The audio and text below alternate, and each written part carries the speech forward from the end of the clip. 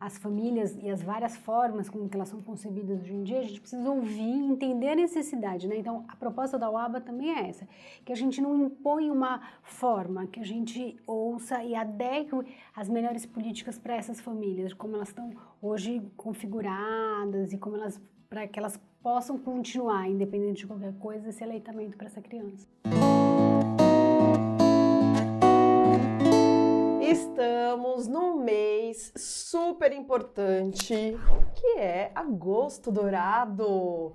Para isso, estamos aqui com Fabíola Kassab, nossa musa da amamentação, fundadora da Matriz, doula incrível, maravilhosa, consultora, para falar para vocês sobre esse momento muito importante para a saúde pública, que é o incentivo à amamentação, não é? Em 2023, né, este ano que estamos vivendo, tem um tema super bacana que é apoie a amamentação, faça a diferença para as mães e pais que trabalham. Fabi, conta um pouquinho pra gente sobre a importância dessa semana, né, mundial, né, de apoio à amamentação e aqui no Brasil, como a gente comemora durante o mês inteiro, né? Conta um pouquinho pra gente como é que surgiu esse incentivo, a história desse momento. Foi um encontro um encontro internacional. Algumas organizações, como a Sociedade Americana de Pediatria, a IPFAM, tiveram várias organizações que se encontraram em um determinado momento na Europa e eles resolveram criar uma organização guarda-chuva, né, que abrigasse várias outras organizações e que fizessem a promoção do aleitamento. Quando você fala em aleitamento, você trabalha num tripé, né, promoção, proteção e apoio. E eles resolveram ter uma organização que basicamente trabalhar essa promoção. Essa organização se chama UABA, ela fica na Malásia, em Penang, mais precisamente, e ela tem como função ouvir esses vários grupos. Então, ouve a Liga de la Leite americano, a Sociedade Americana de Pediatria, a IPFAM, e vai buscando entre essas organizações as necessidades, né? E alguns anos para cá, a gente tem trabalhado com os objetivos do milênio, para a gente associar esses temas aos objetivos do milênio. E a gente tem sempre um tema que a gente lembra, né? A Semana Mundial nada mais é do que uma vigília, você lembrar mundialmente da importância que é essa política pública dos bebês mamarem, né? Das mulheres serem acolhidas, das famílias. E esse ano eles trazem o tema de como essas pessoas são ouvidas, né? O que essas pessoas que voltam a trabalhar, né? Os pais, mães, essa nova forma das famílias, e o que elas gostariam do aleitamento, como elas conseguiriam manter o aleitamento nesse tipo de na volta ao trabalho, quando elas voltam no seu mercado de trabalho. E eles olham também, um dos objetivos deles desse ano é observar como essa família passou pela Covid, né? Então, como essa família sobreviveu pela epidemia. Mas, Fabíola, tem estudo, eu acho que ainda não, né? Eu não sei se alguém já fez isso. Tem estudo falando que na pandemia, pelo fato da gente entender que as pessoas ficaram mais em casa, isso aumentou a amamentação? Não tem nada falando sobre isso. A gente ainda não tem e nem o contrário, né?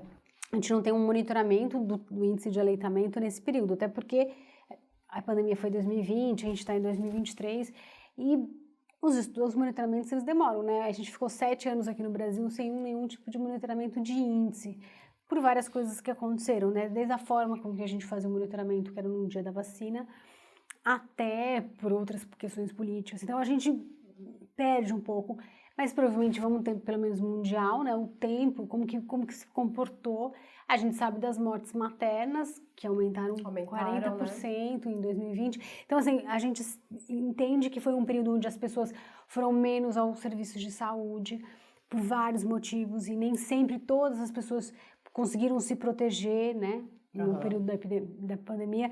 E a gente tem que imaginar que muitas dessas mulheres, elas não trabalham formalmente, não tem um mercado formal de trabalho. A gente tem um grande número de mulheres que trabalham de maneira informal.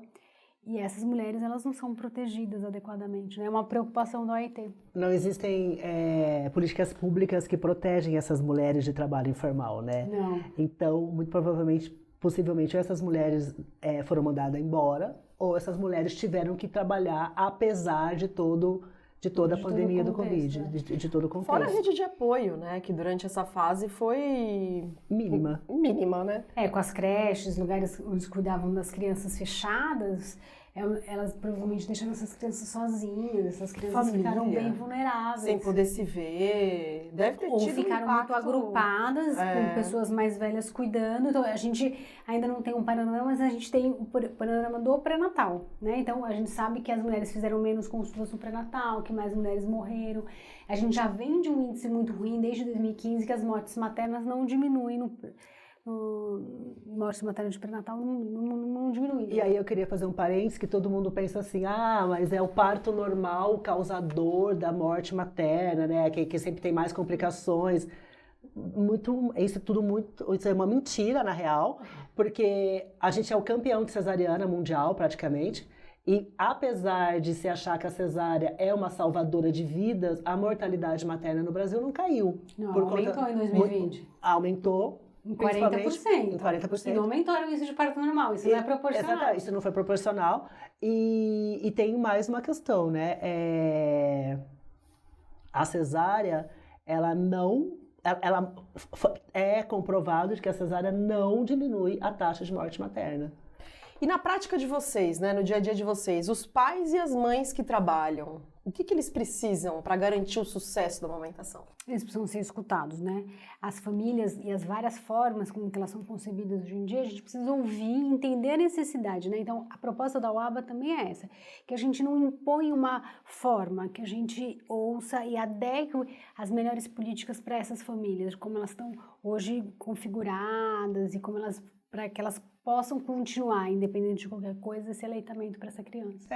Eu acho que todo o apoio para a amamentação, e toda a lei, todo incentivo e toda a política pública deveria partir desse princípio, né? Você ouve a pessoa interessada, porque existem diferentes contextos de amamentação no Brasil e no mundo, porque também existem diferentes contextos de família, diferentes rendas sociais, diferentes trabalho formal, trabalho informal. Você precisa ouvir essas pessoas para a partir disso você propor soluções. Show. Fabi, e aqui para aquela dica assim que você indispensável para a família que quer garantir o aleitamento materno, o que você indica para essa família?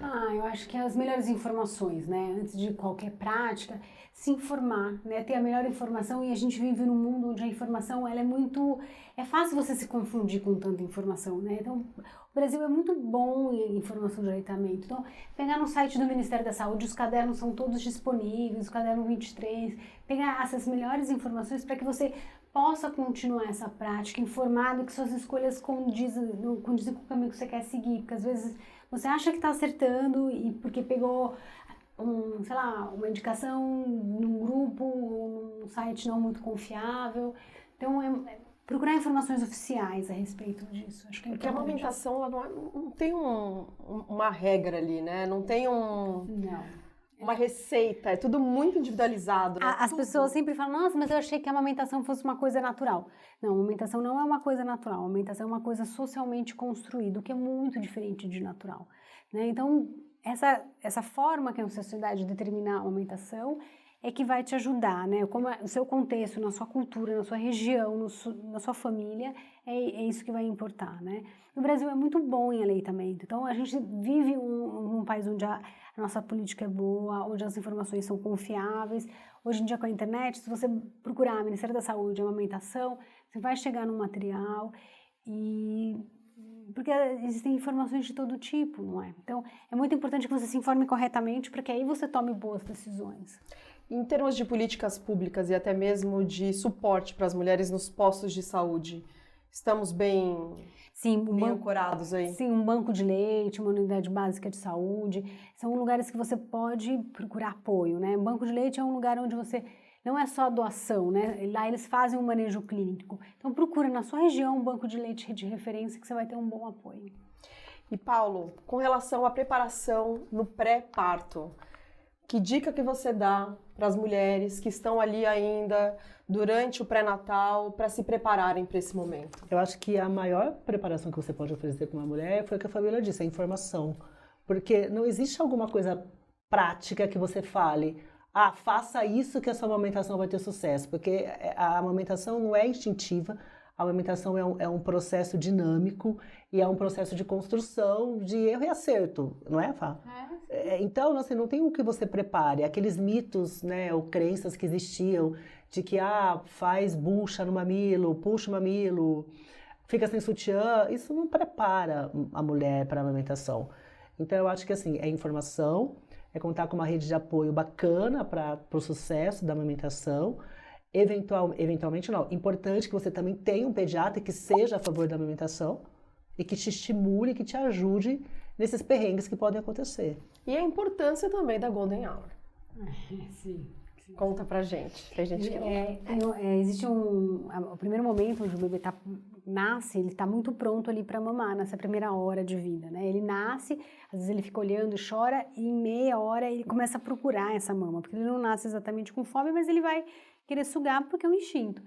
E existe um estudo que foi realizado em Gana, no começo dos anos 2000, assim, que ele determina que se toda criança do mundo mamasse na primeira hora de vida, a gente, na época, em 2004, a gente salvaria 1 milhão de vidas na população, que era 22%. Então, o colostro é um alimento muito denso, muito difícil às vezes de tirar, mas ele é um alimento muito rico em fatores imunológicos. Não tem vacina do mundo que chegue perto do colostro. Que seja melhor que o colostro.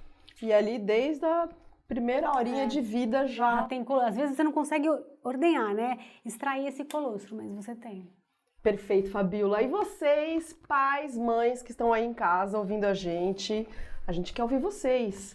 O que vocês, que já passaram por essa fase, dariam aqui de dica pra gente, né? Ou contariam pra gente o que foi primordial para garantir o sucesso da amamentação?